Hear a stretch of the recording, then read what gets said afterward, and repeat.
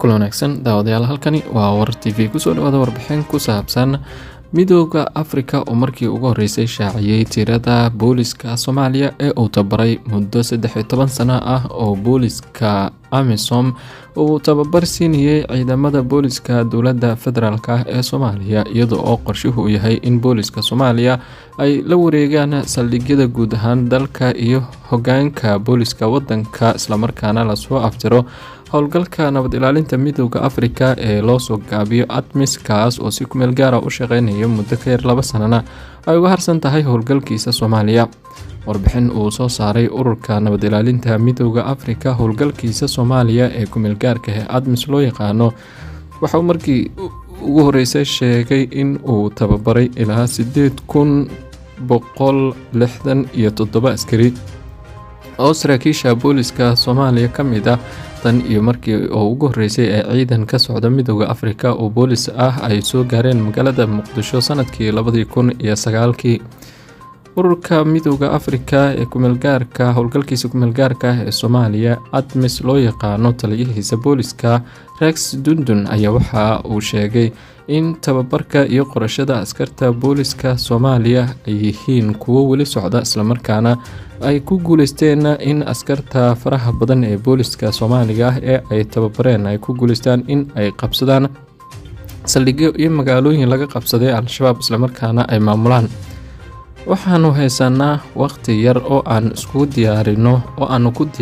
booliska Soomaaliya si aanu ugu wareejino amniga gudaha dalkooda. waqtiga ayaan tartan adag kula jirnaa, ayuu yiri taliye Dundun oo warbixin uu soo saaray ku sheegay magaalada Muqdisho in ay ku tababareen ilaa 8,167 askari muddo 13 sano gudahood ah oo booliska midowga Afrika ka socda oo ka howlgalayay gudaha Soomaaliya, sidoo hadalku dhigay. waxa ay ka qayb qaadanayaan amniga Soomaaliya iyo sidii ciidamada amniga Soomaaliya ay amniga dalkooda mas'uuliyadiisa ugala wareegi lahaayeen howlgalka midowga Afrika dhammaadka sanadka 2024 bisha Diseembar, ayuu yiri. waxaa tababarka ka faa'iideystay saraakiil ka kala socday dowlad goboleedyada kala ah Jubbaland, Hirshabelle, Koonfur Galbeed iyo Muqdisho. Dundun waxa uu tababarkiisa ku sheegay in dhammaan askartaasi iyo saraakiisha ciidamada booliska Soomaaliya loo tababarayay sida loo maamulo xanaanka booliska, sida loo sugo amniga goobaha doorashada, si loo xaqiijiyo xuquuqda aadanaha, si looga hortago wadooyinka mashquulka ama ciidamada taraafikada, sida bulshada booliska ula macaamilo, iyo sidoo kale ka hortaga jinsiga ama xadgudubyada jinsiga ku saleysan ee ka dhici kara bulshooyinka dhexdeeda. waxaana uu sheegay in dhammaan intii tababaradaas ay bixinayeen ay ku guuleysteen ilaa 8,000 oo boolis Soomaali ahna ay tababarkaas qaateen, kuwaas oo uu sheegay in dhammaantood ay yihiin kuwo u howlgala dowladda federaalka ee Soomaaliya iyo dowlad goboleedyada. waxaa kale oo uu taliye Dundun sheegay in tababarkani ay qayb ka hayeen dhisidda iyo dib u habeynta saldhigyada ciidamada booliska Soomaaliya, waxaana saraakiisha midowga Afrika muddadaas booliskoodu ay sheegeen in ay dhiseen, dayactireen, sidoo kale qalabeeyeen ilaa 20 saldhig boolis oo guud ahaan ku yaala wadanka. Mr. Dundun waxa uu sheegay in booliska midowga Afrika sidoo kale ay ciidamada dowladda federaalka gaar ahaan booliska Soomaaliya ka caawiyeen qalabeynta iyo sidoo kale xafiisyada ciidamada booliska ay ku shaqeeyaan ee kombiyuutarada loo tababaray saraakiisha ciidamada booliska, sidoo kale loo tababaray habka shaqaaleysiinta maamulka shaqaalaha, database-ka ama xog kaydinta heer federaal iyo sidoo kale heer dowlad goboleed. waxaa kale oo sheegay in midowga Afrika markii ciidamada dowladda Soomaaliya ay tababarka booliska u bilaabayeen aanay jirin boolis ka howlgalayay deegaanada kala ah Baraawe, Garbaharre iyo Dhuusamareeb oo ka kala tirsan Koonfur Galbeed, Galmudug iyo Jubbaland. aanay jirin wax boolis ah oo magaalooyinkaas ka howlgalayay, sidaa darteedna ay adkeyd in ay doorashooyinka ka dhacayay halkaasi jirin ciidan boolis ah oo sugaya, laakiin guul ay ka gaareen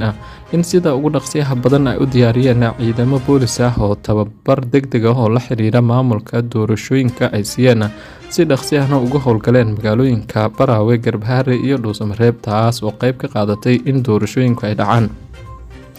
sida uu hadafkeena iyo qorshe howleedkeenu yahay. booliska Soomaaliya waa in ay awoodaan in ay amniga gudaha dalkooda la wareegaan marka la gaaro bisha Diseembar sanadka 2024 ayuu Mr. Dudun ku yiri warbixintiisa.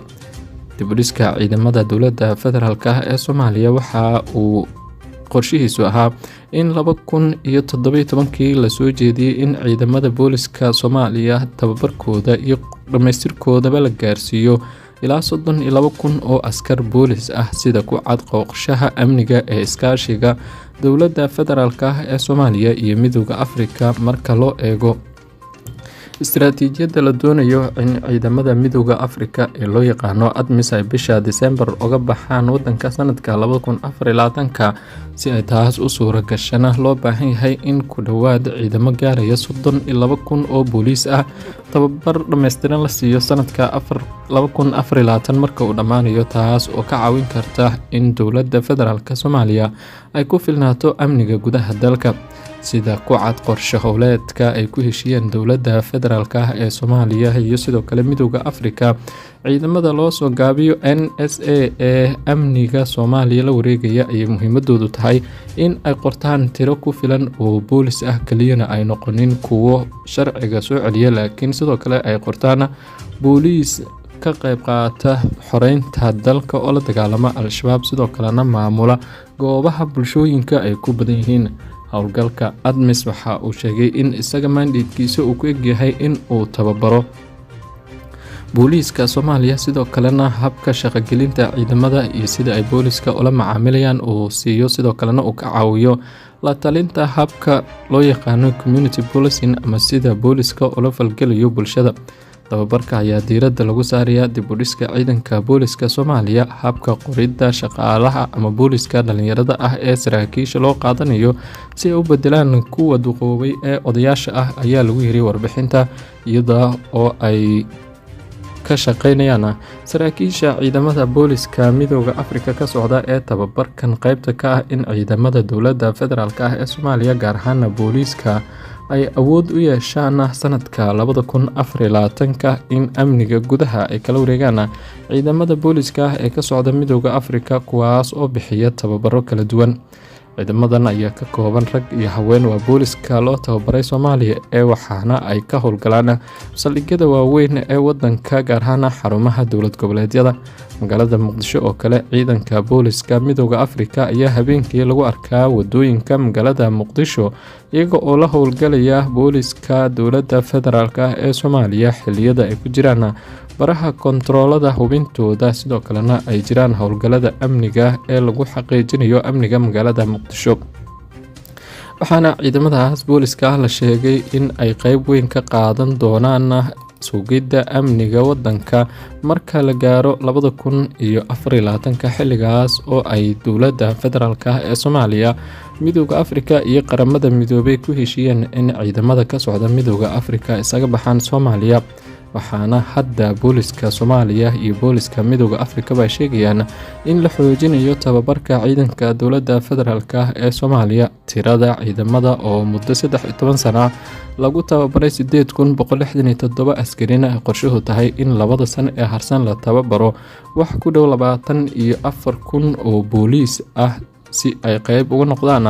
ciidamada booliska Soomaaliya ee la doonayo in sanadka 2024 bisha Diseembar ay tiradoodu gaarto 32,000 oo saraakiil ama ciidamo boolis Soomaaliya, kuwaas oo ka kooban qaybaha kala duwan ee bulshada, gaar ahaan dhalinyarada waxbartay ee isugu jira rag iyo dumar, kuwaas oo loo tababarayo habka maamulka doorashooyinka, sugidda amniga, la dhaqanka bulshada, ilaalinta xuquuqda aadanaha, habka xareynta xogaha, adeegsiga kombiyuutarada iyo sidoo kale la talin ay siinayaan ama ay ka helayaan ciidamada ka socda Midowga Afrika ee ATMIS loo yaqaano. marka tababarka ay dhamaystaan lagu wareejin doono dhammaan saldhigyada wadanka. waxa ay sidoo kale Midowga Afrika gaar ahaan taliyaha ciidanka booliska Midowga Afrika Rex Dudun waxa uu intaas ku daray in ay sii wadi doonaan dib u dayactirka iyo dhismaha saldhigyada ciidamada booliska Soomaaliya. Qorshahana ay ugu jiraan in saldhigyo badan ay ku wareejiyaan ciidamada dowladda federaalka ee Soomaaliya, kuwaas oo qalabeysan